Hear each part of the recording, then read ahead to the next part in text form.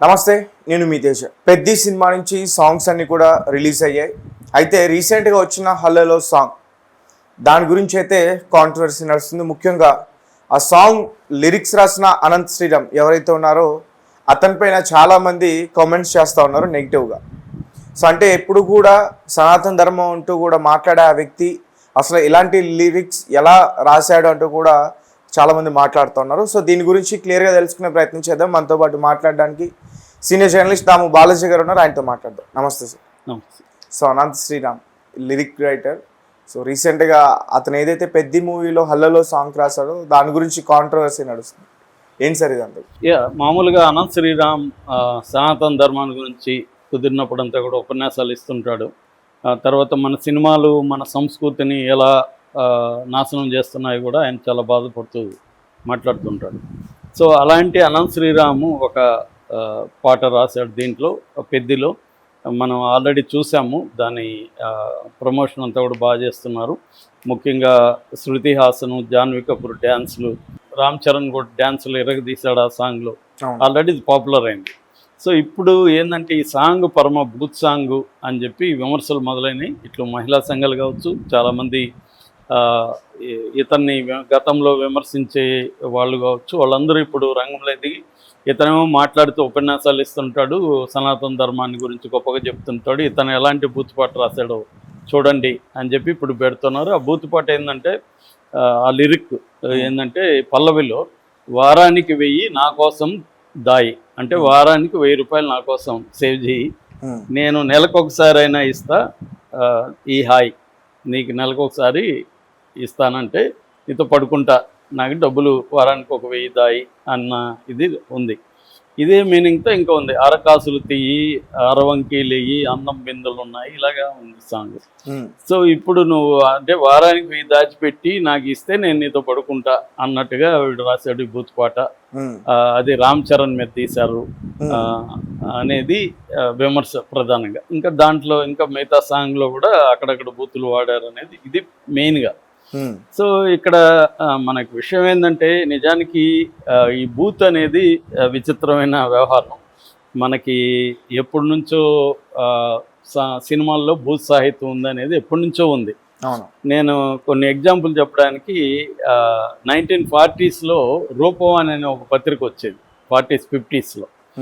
నేను ఇంకొక పత్రిక కమతం అనే ఒక పత్రిక నేను ఎడిట్ చేశాను. ఎడిట్ చేసినప్పుడు రూపవాన్లో ఉండే కొన్ని ఆర్టికల్స్ నేను ఈ కమతంలో రీప్రింట్ చేసి ఒక ముందు మాట రాశాను. సో దాంట్లో ఒక వాక్యం చదువుతాను. అందులో ఏంటంటే 1946 ఫిబ్రవరిలో రూపవాన్లో ఒక ఆర్టికల్ వచ్చింది. టైటిల్ ఏం తెలుసా? ఈ తెలుగు చిత్రాలు చూడకండి. అంటే అప్పటి జనరేషను అప్పటి సినిమాల్ని ఎట్లా విమర్శించింది అనేది మనకి ఈ ఆర్టికల్స్ అయితే తెలుస్తుంది. ఇప్పటికి మనకి అవన్నీ క్లాసిక్స్. ఇప్పుడు మనకి అప్పుడు గులాబీ కావాలి కథ, లేకపోతే ఇలాంటి జానపద చిత్రాలు, పౌరాణిక చిత్రాలు, ఇవన్నీ ఇప్పుడు క్లాసిక్స్ కదా. అప్పుడు జానపద చిత్రాలను తీసే వాళ్ళని పర్ణ బూతులు తిట్టేవాడు. జానపద చిత్రాలు తెలుగు సంస్కృతిని నాశనం చేశాయని ఒక ఆర్టికల్ వచ్చింది. అట్లాగే ఇప్పుడు ఈ ఆర్టికల్లో ఒక వాక్యం చదువుతాను చూడు. ఆంధ్రదేశంలో ఏ బేడా కాని టికెట్ వాణిని కదిలించినా, బేడా కాని అంటారు అప్పట్లో, కదిలించిన మన చిత్రాలను నిందించుటాయి. అంటే చిన్న టికెట్ తీసుకుని పోయేవాడు కూడా మన సినిమాలు తిడుతున్నా అంట. ఇప్పుడు 1946 ఇది భాష తెలియకపోయినా, మాట అర్థం కాకపోయినా, జట్కా బండి వాడి దగ్గర నుండి హిందీ పిక్చర్ చూసి హాయ్ హాయ్ అంటూ ఉన్నాడు. అంటే హిందీ పిక్చర్లు నచ్చుతున్నాయి, తెలుగు బాగాలేదు. ఇది ఎప్పుడు 1946 డిస్కషన్. ఇంకొక లేడీ రాసింది ఆమె ఈ బూత్ గురించి చెప్పడానికి.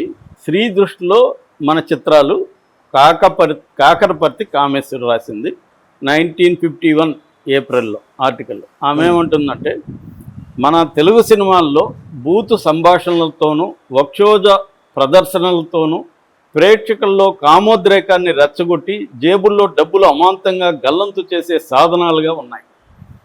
51లోనే బూతు సంభాషణలు, వక్షోజాలు చూపించి ప్రేక్షకులు రెచ్చగొడుతున్నానని అప్పుడు కూడా విమర్శించారు. అలాగే శంకుమార్క్ లుంగీలకి ఆడవాళ్ళకి లుంగీలు కట్టడం అనే యాడ్ వచ్చింది. సో ఆడవాళ్ళకి ఏం సంబంధం అనేది ఒకటి. ఆ తర్వాత అశోక ఆమ్లా తల నూనె, ఈ తల నూనెకి ఒక యాడ్లో ఆమె పై టిప్పేసి ఉంటుంది. పై తిప్పడానికి తల నూనెకి ఏం సంబంధం? తల నూనె హెయిర్కి పెట్టుకుంటాం, పైట ఎందుకు జార్చింది అనేది అప్పట్లో విమర్శ. అలాగే అప్పట్లో కన్నంబ, మన సావిత్రి వీళ్ళంతా కూడా నా సౌందర్యానికి లక్ష్య కారణం అని లక్ష్య యాడ్ ఉంది. వీటన్నిటికంటే ఇంకా దారుణమైన ఒక ఇది చెప్తాను. 1934లో సీతారామ కళ్యాణం అని ఒక సినిమా వచ్చింది. ఆ సినిమా పాటల పుస్తకంలో ఒక యాడ్, ఆ యాడ్లో కండోమ్ యాడ్ ఉంది. అప్పుడులోనే 1934 సీతారామ కళ్యాణం, సీతా కళ్యాణం పాటల పుస్తకంలో యాడ్ ఉంది. సుఖవ్యాధులు లేని సుఖజీవనము, ఆనందమునకు అంతరాయం లేని జన్మ నిగ్రహ మార్గములు, కిమోనో. కిమోనో అనేది కండోమ్ పేరు. కిమోనో పురుషులు ఉపయోగించినది, చాలా కాలము మనును, అంటే ఇది మళ్ళీ మళ్ళీ వాడుకోవచ్చు. సుఖవ్యాధులు సోకవు, ధరించినట్లు ఉండనే ఉండదు, ₹1.8. ఇది 34 యాడ్. అంటే మనం ఎప్పటికప్పుడు బూత్ని ఎలా చూస్తాము అనే దానికి ఎగ్జాంపుల్ ఇది. అంటే ప్రతి జనరేషన్ కూడా కొంతమంది ఎలీట్ సెక్షను ఆ జనరేషన్ ఆ సినిమాలు వాళ్ళ కాంటెంపరీ సినిమాల్లో బూతులు ఉన్నాయని, లేకపోతే ఉద్రేకాలను రెచ్చగొడుతుందని, సినిమాలు సరిగా లేవని, ఇప్పుడు మనం క్లాసిక్ సినిమాలు అనుకునే వాటిని అంతా కూడా అప్పట్లో బాలేదనే విమర్శించారు. అందుకని చరిత్ర తెలుసుకోవాలి. మనకేందంటే సినిమాకు సంబంధించి చారిత్ర జ్ఞానం లేదు. ఆ పత్రికలు ఇప్పుడు అందుబాటులో లేవు. రూపాని, నేను చెప్పిన పెంకిపిల్ల రూపాని, ఈ రెండు చదివితే మీకు 40s 50sలో ఎలా ఉండేది అనేది వస్తుందన్నమాట. మా ఫ్రెండ్ దీని మీద ఒక ఆయన రీసెర్చ్ కూడా చేశారు. సో నా దగ్గర కూడా ఆ పత్రికలు మొత్తం ఉన్నాయి. పెంకిపిల్ల రూపాని అన్నీ నా దగ్గర ఉన్నాయి. అవి అప్పుడప్పుడు చదువుతుంటే మనకు షాకింగ్గా ఉంటుంది. అంటే ఇప్పుడు డిస్కషన్లే అప్పుడు కూడా జరిగాయి అన్నమాట. ఇక మన పురాణాల దగ్గర నుంచి భారతం బండ పురాణం, రామాయణం రంకు పురాణం అని కూడా మన వాళ్ళు అంటారు. అంటే అఫైర్లు ఎక్కువ ఉంటాయి భారతంలో. సో అట్లాగా మన పురాణాల్లో ఉంది. తర్వాత మన జానపద గీతాలు, ఫోక్ సాంగ్స్, ఈ ఫోక్ సాంగ్స్ అన్నిట్లో కూడా బూతు లేకుండా లేదు. చివరికి అన్నమయ్య పాటల్లో కూడా బోల్డ్ బూతులు ఉన్నాయి. వాటిని బూతులు అనేవాళ్ళు కూడా ఉన్నారు. సో కాబట్టి బూతులు లేకుండా సినిమా పాటలే కానీ, జీవితంలో పాటలు కానీ ఏవి, బూత్ అనేది సమాజంలో భాగం. మనకేమైందంటే బ్రిటిష్ వాళ్ళు వచ్చినాక విక్టోరియా మొరాలిటీని మన మీద రుద్దారు. అసలు మోరల్ యాంగిల్ అనేది మనకు అంతకుముందు లేదు. మోరల్ యాంగిల్ అంటే మనకు అంతకుముందు ఏంటంటే డైలీ లైఫ్లో మనం ఎలా బతకాలి, మన స్కిల్స్ ఏంటి, అవే నేర్పించేదే మనకు మోరల్ లిటరేచర్. మనకు పంచతంత్ర లిటరేచర్లు ఎక్కడ బ్రిటిష్ వాళ్ళ మొరాలిటీ కనబడదు. పంచతంత్రాలంతా కూడా నిజ రోజువారీ జీవితంలో మనం బతకాలంటే ఎలాంటి సంబంధాలు పెట్టుకోవాలి, ఎలాంటి ఫ్రెండ్షిప్లు డెవలప్ చేసుకోవాలి, ఎలాంటి స్కిల్స్ నేర్చుకోవాలి, అది నేర్పిస్తుంది పంచతంత్రం. అంతేగాని మోరల్స్ నేర్పించు బ్రిటిష్ వాళ్ళ మోరల్స్. ఈ మోరల్స్ అనేవి మనకు తెలియదు. బ్రిటిష్ వాళ్ళు వచ్చేవరకు వాళ్ళు ఏం చేశారంటే వాళ్ళ మొరాలిటీని మన మీద రుద్ది, దేవాలయాల పైన బూతు బొమ్మలు ఉంటే కూడా వాళ్ళు షాక్ అయ్యి దాని అంతా కప్పేయడానికి ట్రై చేశారు. మనకి దేవాలయాల మీద కూడా బూత్ భూములు ఉన్నాయి. బూత్ సాహిత్యం అనేది మన జీవితం భాగం. 2000 సంవత్సరాలకు ముందే మనకి వాత్స్యాయన కామసూత్రం ఉంది. అవి కాకుండా అనంగరంగుని, కళ్యాణములని, అనంగరంగం, ఇలాంటివి చాలా ఉన్నాయన్నమాట. అంటే బూత్ అనేది మన జీవితంలో, సాహిత్యంలో, పాటల్లో, అన్నిట్లో ఒక భాగంగా ఉంది. కాబట్టి బూత్ని ఏదో తిట్టడం అనేది అనవసరం. సో ఈ అబ్బాయి స్పెషల్ సాంగ్ అంటేనే ఎంతో కొంత బూత్ ఉంటుంది. అవేముంటాయి అన్ని సాంగుల్లో కూడా, ఐటమ్ సాంగులో నువ్వు నాకు అది రాసిచ్చే, ఇది రాసిచ్చే, అంతివు ఇంతివు అనేదే కదా సాంగులు. ప్రతి సాంగులో అదే ఉంటది కదా.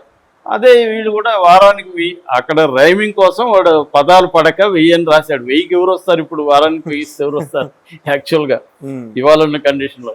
ఇదేంటంటే వాళ్ళకి రైమ్ వర్డ్స్ పడాలి కాబట్టి వాళ్ళు రాశారు తప్ప 1000 అనేది కాదు. ఇక్కడ ఇంపార్టెంట్ ఏమంటే నువ్వు నాకు డబ్బులు ఇవ్వు, నేను నీకు కావాల్సింది ఇస్తాను అని ఒక ఆమె వచ్చి నీతో పాట పాడడమే కదా కాన్సెప్ట్. ఇలాంటివి ఎప్పటి నుంచో ఉన్నాయి. జయలలిత, మన ఈమె జయమాలిని, జ్యోతిలక్ష్మి, అక్కడి నుంచి ఇదే సాంగులు ఉన్నాయి.